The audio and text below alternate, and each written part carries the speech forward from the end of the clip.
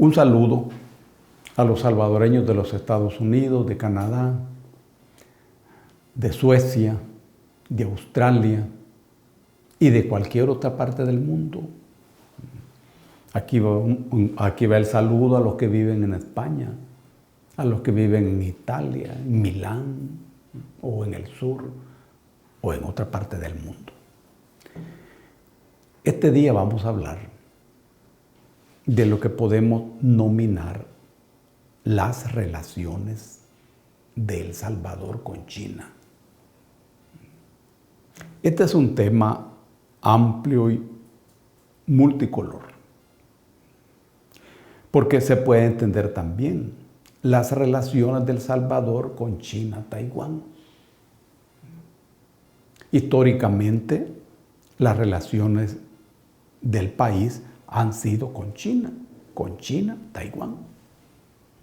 Taiwán es parte de la historia china.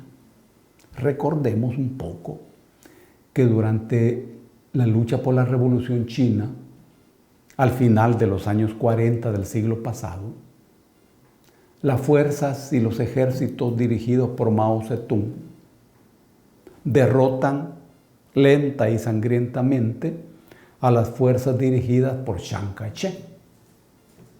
Chiang Kai-shek era un contador,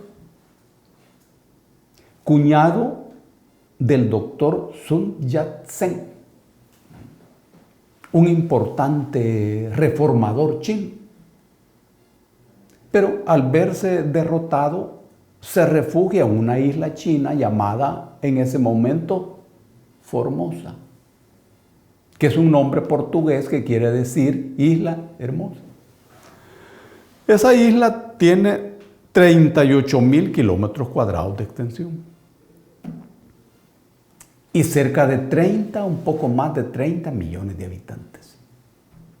Al refugiarse allí, las fuerzas de Chiang Kai-shek, que eran también las fuerzas del Kuomintang, esa isla se convirtió para los Estados Unidos en una especie de laboratorio en donde se unió la tecnología estadounidense, la laboriosidad y la ingeniosidad del pueblo chino, que hicieron de Taiwán un centro de mucha calificación industrial, científica, tecnológica y cultural. Pero se planteó la relación conflictiva entre China popular, que es la China continental, de más de 9 millones de kilómetros cuadrados de extensión y con más de 1.000 millones de habitantes, con la isla de 38,000 kilómetros. Con el paso de las décadas, se produce la crisis del imperio estadounidense. Que esta crisis se expresa en la producción de ideas, en la producción de tecnología, en la pérdida de la hegemonía estadounidense sobre el planeta. Y hoy, en este momento, se expresa en la confrontación entre la construcción de un mundo multipolar y un mundo unipolar. ¿Esto qué significa? Que durante décadas, después de la Segunda Guerra Mundial, Estados Unidos se convirtió en la única potencia que regía y controlaba la economía, la política y la guerra en el planeta. Esto se acentuó con el derrumbe de la Unión Soviética. Entonces Estados Unidos pensó que era la dueña del mundo. Y en cierto modo lo era. Pero se equivocaron en el establecimiento de lo que había ocurrido en la Unión Soviética. Porque con los años, de las ruinas de la URSS aparece Rusia, potente, desarrollada, con inmensos recursos naturales, con inmensos recursos militares, tecnológicos y científicos. Y se configura la alianza entre Rusia y China. Luego del derrumbe de la Unión Soviética, la economía, la tecnología, la fuerza militar china despega y se llega a este momento en donde los Estados Unidos, en su proceso de decadencia, pierde la capacidad de competir económicamente con China. Y cuando ocurre eso,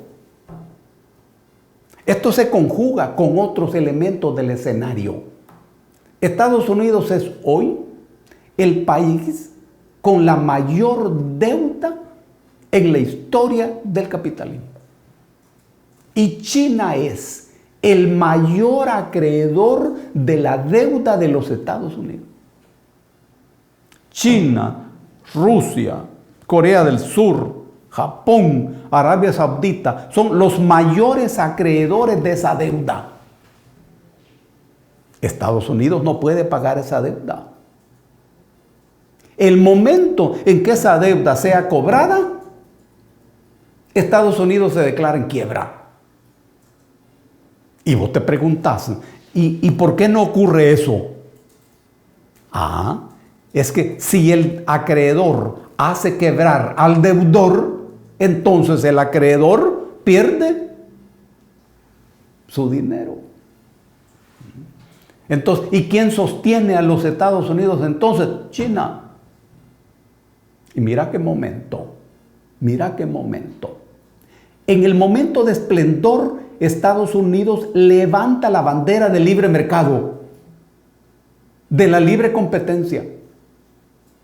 Estimula la organización de la Organización Mundial de Comercio y las reglas fundamentales del comercio. Y hoy, en el marco de esa crisis, Estados Unidos rechaza la OMC, rechaza las reglas de libre comercio y son Rusia, China, Irán los que levantan las banderas de libre comercio. Mira lo que está ocurriendo.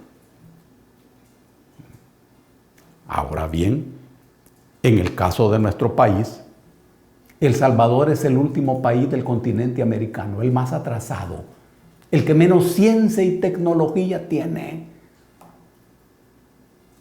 Somos los que menos leemos en el continente.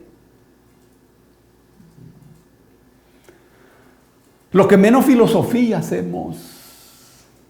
Y es aquí donde Estados Unidos tiene un control político total. Esta es su casa.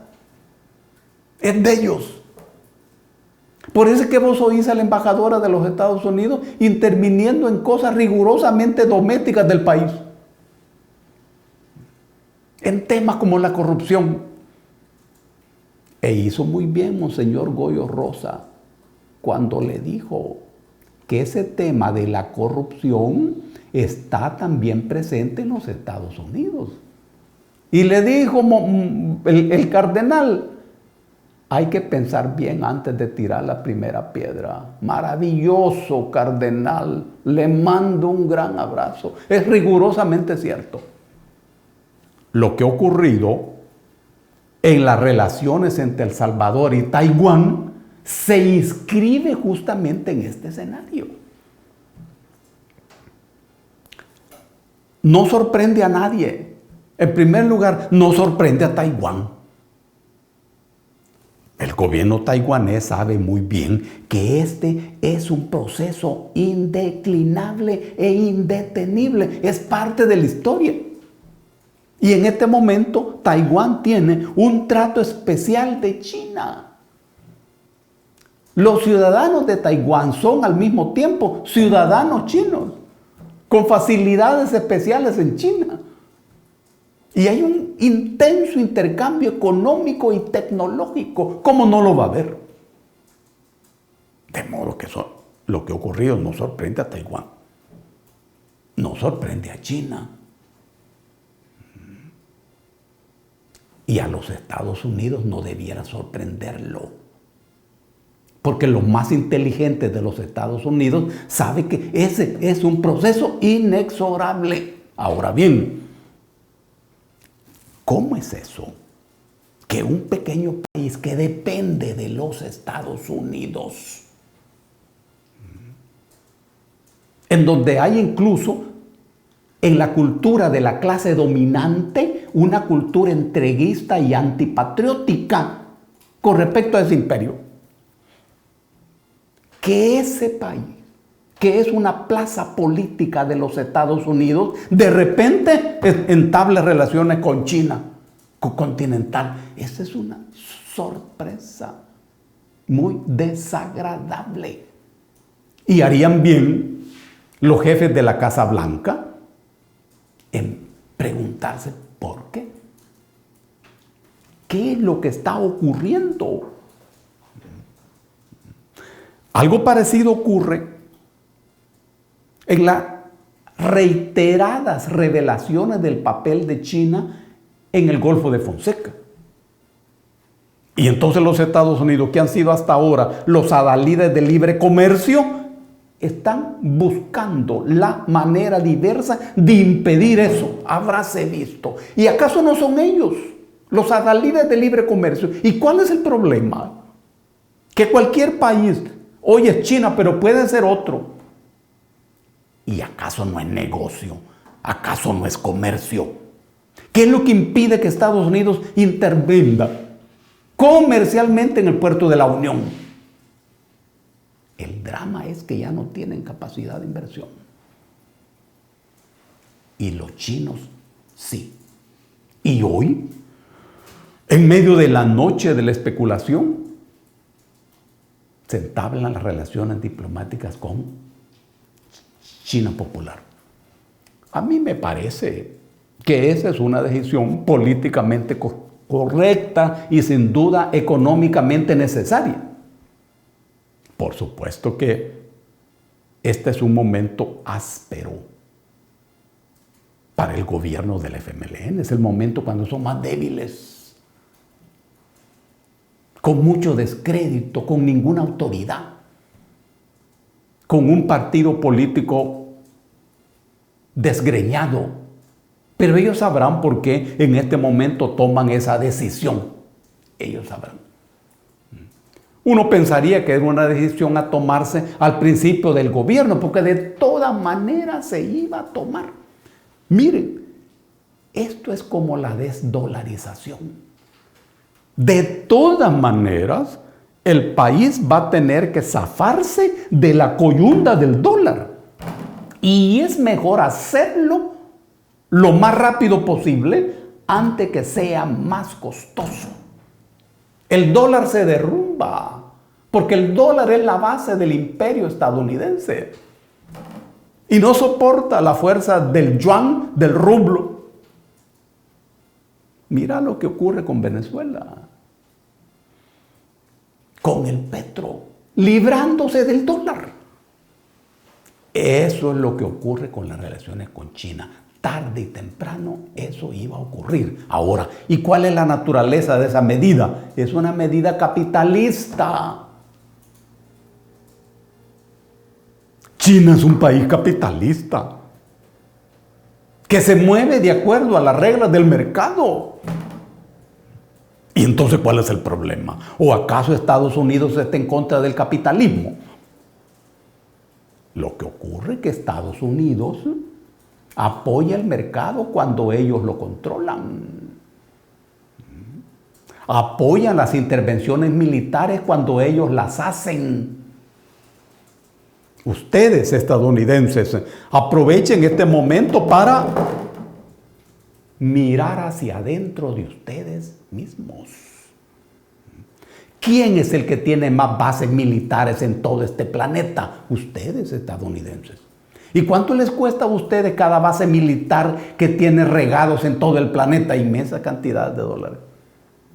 China no tiene ni una base militar. Hace poco el presidente de ustedes, Donald Trump, dijo que China había conquistado África sin tener ni un solo soldado. Y ellos, teniendo muchas bases militares, habían perdido África. Pónganle ustedes mucha atención a lo que está ocurriendo. Adecúense a este mundo que se está construyendo. Sean inteligentes frente a la alianza rusa-china. Mi país necesita tener relaciones con todo el mundo. Y las mejores relaciones. Ahí están ustedes. Nosotros necesitamos tener las mejores relaciones con los Estados Unidos. Somos amigos. El pueblo estadounidense y mi pueblo son amigos. Pero esas relaciones, ojo, no son en función de los 3 millones de salvadoreños que les están produciendo a ustedes riqueza todos los días.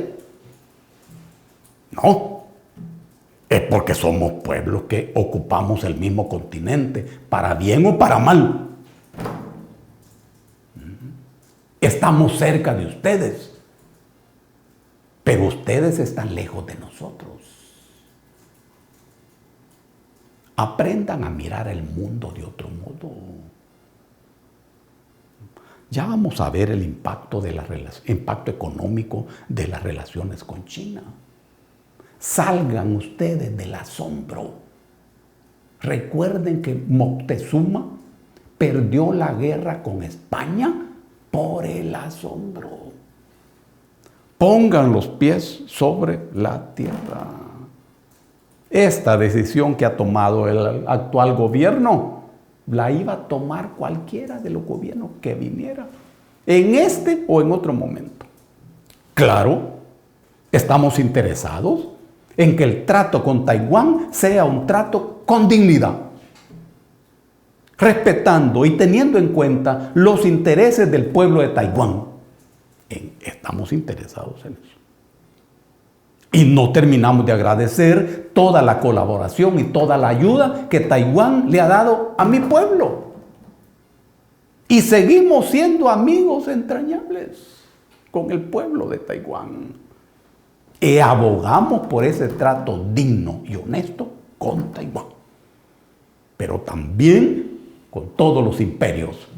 El Salvador tiene derecho pleno a establecer las relaciones diplomáticas que se decidan libremente.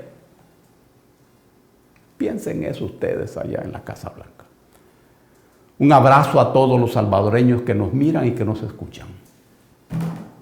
Acuéntense temprano. Y pórtense bien, recen siempre sus oraciones. Tanto los que están en los lugares fríos como los que están en los lugares calientes.